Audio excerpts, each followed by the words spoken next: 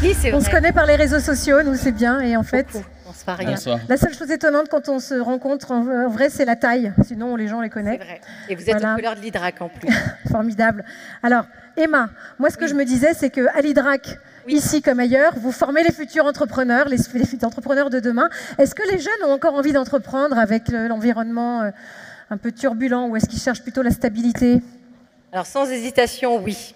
Oui. Malgré le contexte économique, il est vrai qu'aujourd'hui l'action prime face à l'incertitude. Et l'envie d'entreprendre reste fort, ça c'est une réalité. C'est vrai que les étudiants aujourd'hui savent que pour entreprendre, tout d'abord, il faut s'adapter. Il faut innover, mais il faut aussi, bien évidemment, prendre des initiatives. C'est vrai qu'aujourd'hui, les étudiants, on s'en rend compte, font vraiment aujourd'hui de plus en plus des projets qui font sens pour eux, avec vraiment une volonté d'impact, enfin en tout cas, qui font un sens par rapport à l'impact social ou environnemental, mais également, ils cherchent à entreprendre aujourd'hui pour innover et en tenant compte des enjeux actuels et ceux de demain. Génial. Une date à partager avant qu'on passe à la battle. Très vite, en 10 secondes, c'est le 19 février. Mercredi 19 février. Que se passe-t-il le 19 février, Emma? Alors, sur le campus René Cassin, Gorge de Loup, je vous invite effectivement à nous contacter si vous êtes intéressés, puisque de 13h à 19h, nous accueillons un certain nombre d'entreprises pour venir rencontrer nos étudiants, nos jeunes diplômés et également nos futurs étudiants. Donc, il nous reste encore quelques stands de disponibles. L'objectif étant, c'est vraiment de permettre une rencontre entre les entrepreneurs, les entreprises et les étudiants. Alors, c'est vraiment pour des échanges, pour parler des métiers, pour parler des secteurs d'activité. Trouver des stagiaires motivés qui n'en veulent. Parler de stages, bien, ça, et trouver des stages, de l'alternance, mais aussi des CDD et des CDI, puisque nos jeunes diplômés et futurs jeunes diplômés sont déjà à la recherche de leur futur emploi. Bon alors Emma, comme vous le savez, chaque année l'Hydrac est partenaire de ce trophée qui est un petit peu particulier, le trophée du meilleur espoir, puisqu'il y a 2 nommés, et pour les départager, ils vont venir pitcher le concept de leur entreprise.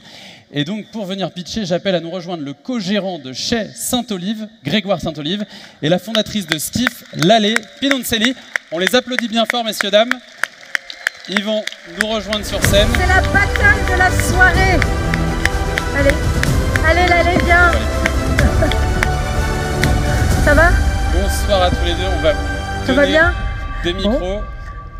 Tenez. La battle va commencer, les amis. Je crois que c'est le moment. Alors, juste petite précision pour le public. La battle, comment ça se passe? L'un et l'autre vont pitcher le concept de leur entreprise. Ils ont 1 minute pour le faire. Ils vont se relayer. Nous, on va quitter la scène, on va les laisser parler. Ouais. Et puis, à l'issue de ces pitchs, on va les départager à l'applaudimètre. J'en dis pas plus. Ouais. On va leur laisser la parole. Oui. À vous, Grégoire, 20 secondes avant la fin, il y aura un gong. Donc, quand vous entendez le gong, paf, vite, je termine 20 secondes.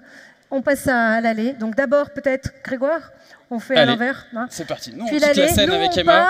Et écoutez bien, parce qu'après, on va vous demander de les départager à l'applaudimètre. C'est vous qui travaillez. Bonsoir. Avec mon frère Franck, nous avions un rêve, créer notre propre vin. Et en 2020, ce rêve est devenu une réalité avec la création de Saint-Olive, le premier chai de vinification urbain de Lyon. Installé dans le 6e arrondissement, nous vinifions, élevons et mettons en bouteille l'équivalent de 35 000 bouteilles par an. Nous sommes une entreprise familiale, artisanale, ambitieuse et engagée pour une consommation responsable. Notre démarche est résolument moderne dans un environnement traditionnel. Nous produisons nos vins de manière créative et intuitive que nous commercialisons auprès de restaurants, cavistes, commerces de proximité, mais aussi à l'export, aujourd'hui en Europe et demain vers de nouveaux marchés. Nous partageons quotidiennement notre passion et notre savoir-faire lors de nos visites et ateliers œnologiques. Le Chai Saint-Olive, c'est également un lieu unique pour toutes les entreprises qui souhaitent organiser un événement dans un cadre atypique. C'est pourquoi je vous invite tous à venir pousser à la porte du chai. Il paraît que les vins sont bons et que l'équipe est sympa. Merci. Allez, tu annonces. Et maintenant, Lalé Pinoncelli, à vous de jouer. 3, 2, 1, go! Donc moi, je vais vous présenter Skiff, qui est le Waze du ski.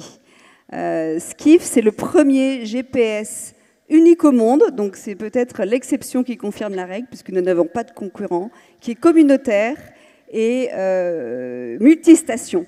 et gratuit évidemment pour l'utilisateur. En fait, pourquoi Skiff est unique au monde? C'est parce que c'est une réelle prouesse technique associée à...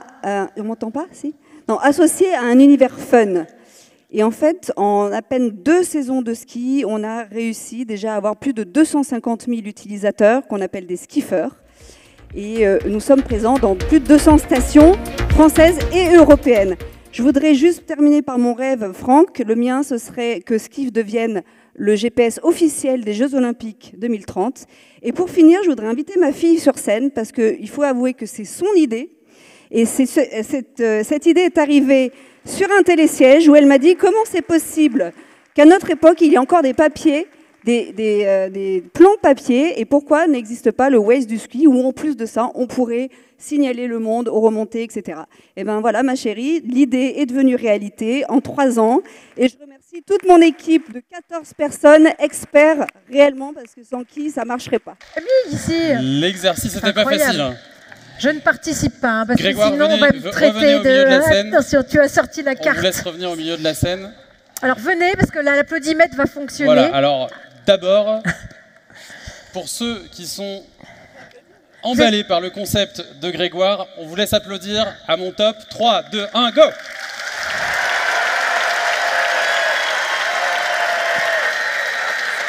Ouais, c'est chaud.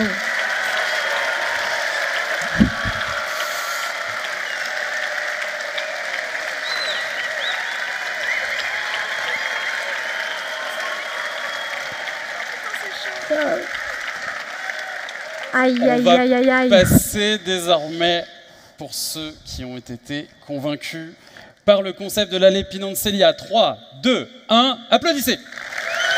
Allez!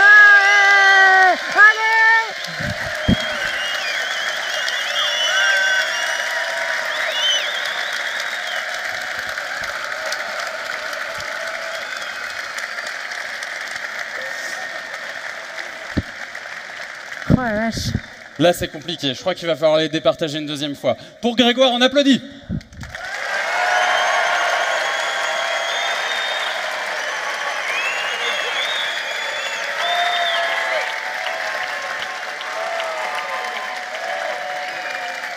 Et pour l'allée, on applaudit. 3, 2, 1, à vous.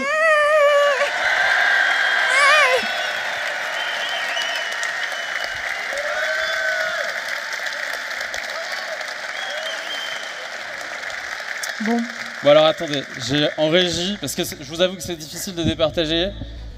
Qu'est-ce qu'on me dit en régie? J'ai le lauréat du trophée du meilleur espoir et l'allée Pinoncelli de Skiff. Ouais, bravo. On l'applaudit bien fort. Bravo à tous les deux. Emma, on vous laisse remettre le trophée à l'allée. Le trophée du meilleur espoir pour la 20e fête de l'entreprise 2025. Bravo, félicitations. J'y suis pour rien, hein, parce qu'on se connaît depuis longtemps. Je me suis dit, tiens, on va croire que j'ai truqué les votes, c'est impossible. Merci beaucoup. Bravo à Grégoire également, qu'on applaudit. Et bravo Grégoire, vraiment bravo.